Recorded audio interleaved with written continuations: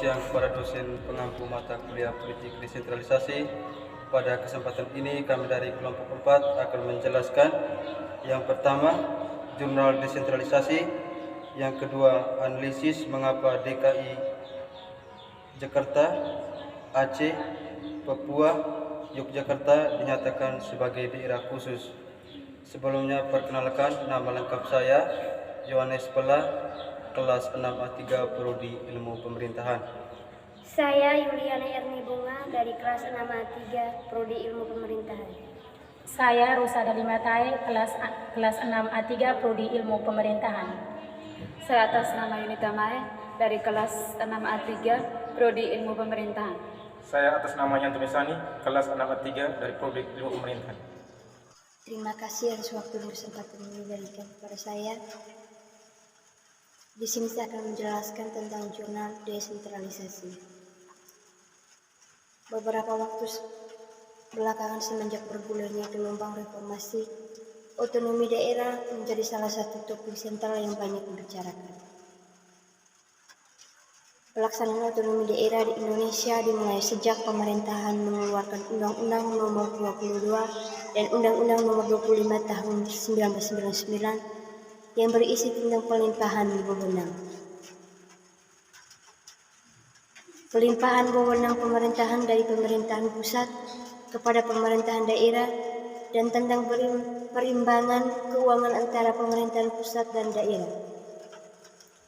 Akan tetapi proses implementasi otonomi daerah yang sudah berjalan sejak tanggal 1 Januari 2000 ini dalam pelaksanaan banyak menghadapi kendala-kendala, baik itu pada tataran konsepsional maupun praktik-praktik di lapangan.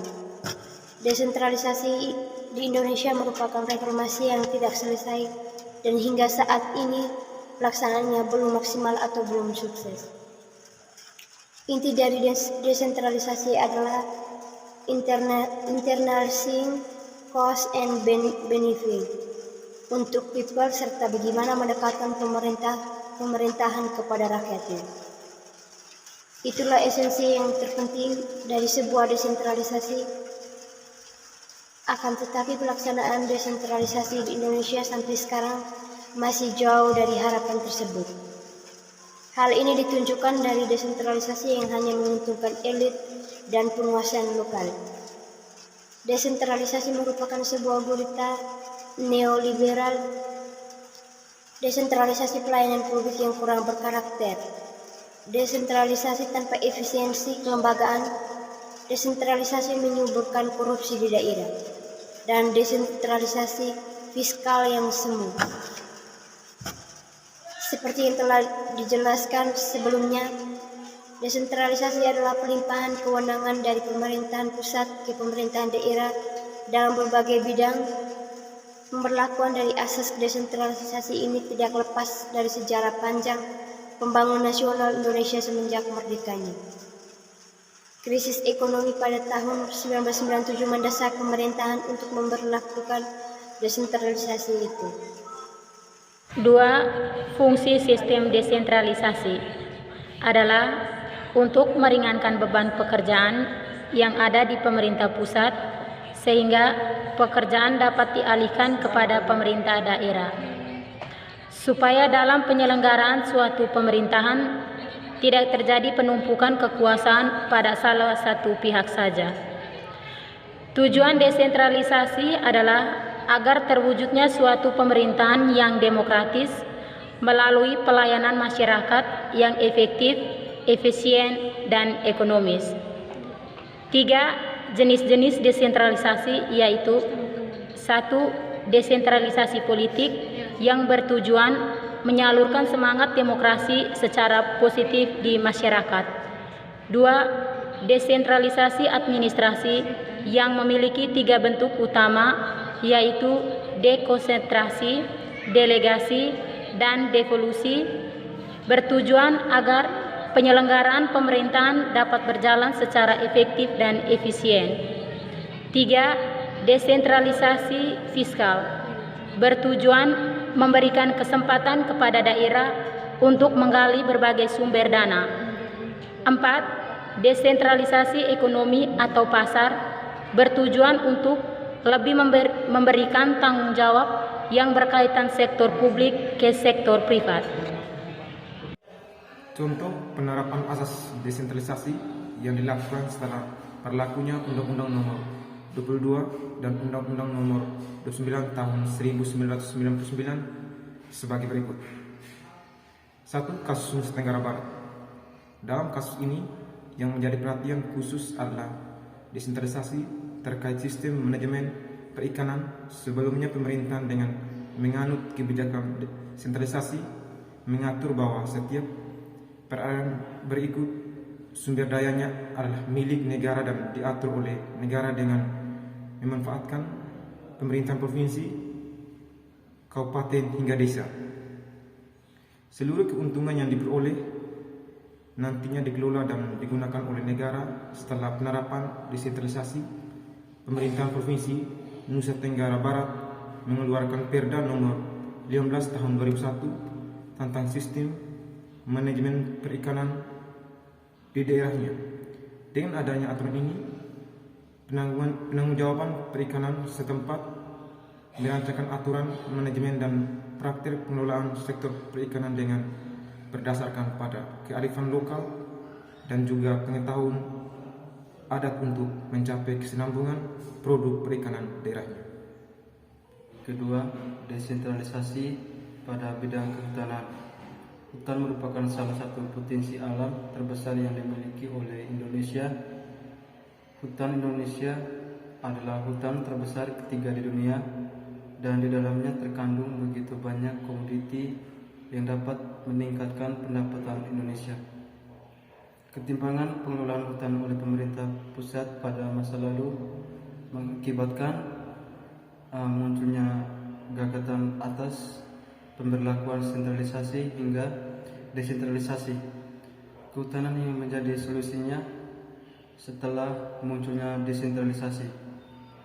Pengelolaan hutan diserahkan kepada pemerintah daerah sehingga praktek pengusaha hutan atau berikut kebijakan yang dikeluarkan dapat dengan mudah terkontrol oleh pemerintah daerah dan pendapatan yang diperoleh dapat digunakan untuk mengembangkan daerah. Salah satu contoh asas dekonsentrasi adalah dengan diterbitkannya Peraturan Pemerintah Nomor 39 Tahun 2001 yang mengatur tentang pembagian wilayah dan wewenang dari gubernur. Dalam peraturan pemerintah ini disebutkan bahwa provinsi adalah daerah otonomi yang juga merupakan wilayah administrasi yang juga merupakan wakil dari pemerintah pusat. Menurut UU Nomor 32 Tahun 2004 Pasal 37 dan Pasal 38 terdapat 3 tugas sebagai perpanjangan tangan dari pemerintah pusat, yaitu melakukan pembinaan dan mengontrol, koordinasi dan penyelenggaraan tugas pembantuan.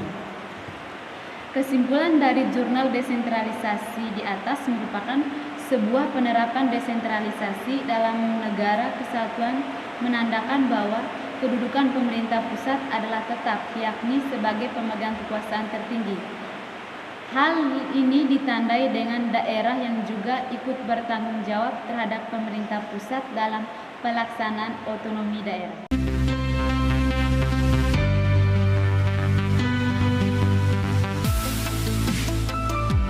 Daerah khusus Aceh. Dilansir dari acehpro.id, memperoleh daerah istimewa guna menjaga stabilitas nasional demi mempersatu dan kesatuan bangsa melalui misi Perdana Menteri Hardi tahun 1959. Dengan predikat tersebut, Aceh memiliki hak-hak otonomi yang luas dalam bidang agama, adat, dan pendidikan. Status ini dikukuhkan dengan Undang-Undang Nomor 18 Tahun 1965. Kebijakan dalam penyelenggaraan pemerintah pada masa lalu yang menitik beratkan pada sistem yang terpusat dipandang sebagai sumber munculnya ketidakadilan dalam kehidupan berbangsa dan bernegara. Hal ini ditanggapi oleh pemerintah pusat dengan pemberian otonomi khusus disahkannya Undang-Undang Nomor 18 Tahun 2002 dan Provinsi Daerah Istimewa Aceh. Ya, Papua. Pemberian otonomi khusus bagi Provinsi Papua dimaksudkan untuk mewujudkan keadilan, penegakan supremasi hukum, penghormatan terhadap HAM, percepatan pembangunan ekonomi, peningkatan kesejahteraan, dan kemajuan masyarakat Papua dalam rangka kesejahteraan dan keseimbangan dengan kemajuan provinsi lain. Undang-undang ini menempatkan orang asli Papua dan penduduk Papua pada umumnya sebagai subjek utama keberadaan pemerintah, pemerintah provinsi, pemerintah kabupaten atau kota, serta perangkat di bawahnya. Undang-undang ini juga mengandung semangat penyelesaian masalah dan rekonsiliasi, antara lain dengan pembentukan Komisi Kebenaran dan Rekonsiliasi. Analisis mengapa Yogyakarta dinyatakan sebagai daerah istimewa. Yogyakarta dijadikan sebagai daerah istimewa pada tahun 1945 dilansir situs resmi Kementerian Sekretaris Negara. DKI Yogyakarta merupakan pelaburan Negara Kesatuan Yogyakarta dengan Negara Kadipaten Pakualaman. DKI Yogyakarta terletak di bagian selatan Pulau Jawa yang berbatasan dengan Provinsi Jawa Tengah dan Samudra Hindia. Status keistimewaan Yogyakarta tidak lepas dari karena faktor sejarah pada masa lalu, perjuangan pada zaman kolonial Belanda, penjajahan Jepang maupun zaman perjuangan mempertahankan kemerdekaan. Pada saat proklamasi kemerdekaan Republik Indonesia, Sri Sultan Hamengkubuwono yang ke-9 dan Sri Paku Alam 8 mengirim surat Presiden Soekarno menyatakan bahwa daerah Kesultanan Yogyakarta dan daerah Pakualaman menjadi bagian wilayah Indonesia. Selanjutnya bergabung menjadi satu, mewujudkan satu kesatuan daerah istimewa Yogyakarta.